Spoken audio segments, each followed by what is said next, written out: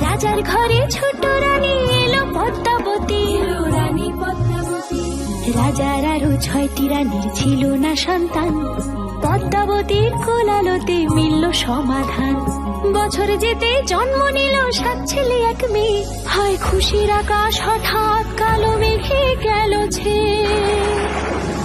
হিংসেতে যায় জ্বলে পুড়ে বাকি 6টি রানী, যুক্তি করে ঘটায় ওরা 7 কুমারের হানি।